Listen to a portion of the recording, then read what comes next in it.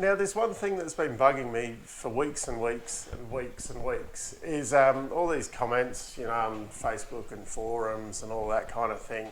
No one can understand Chaz's move to Walkinshaw, it seems. Now, the way I look at it is that kind of, you know, Chaz is with his girlfriend, you know, that's Tickford, and, you know, in the early years, the relationship's going well, you know, they're enjoying each other's company, things like that. And then as it goes on, the relationship, you know, gets a bit strained, and, you know, he's trying to find a way out. But, you know, he's kind of locked in, you know, money's kind of tied up, all of those kind of things. And he can see he's got this out point, which is the end of his contract. And so he's getting to that point, he's getting there. And, you know, she can kind of sense this, and, you know, she can see that he's going. So she goes out and she gets some, you know, bolt-ons, and off they go. And, you know, the bolt-ons are the Mustang. So you get the bolt-ons, and, you know, they're a bit of fun to play with and whatever, and he's enjoying himself. But then he remembers, you know, all the bad things that are going on, you know, like she's crazy and whatever, I want to get out of this. And think of it like, you know, Winterbottom, he had his exit clause before the Mustang came along.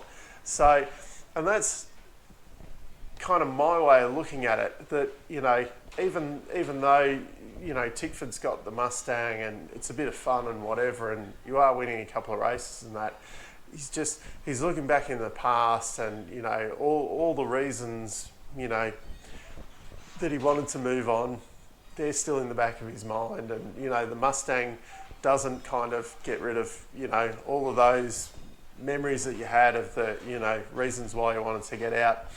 And to make matters worse, he's probably, you know, got this other bit on the side that's going, hey, come over here, I've got heaps of cash, you know, we can fund, you know, you can have fun on the weekends and things like that.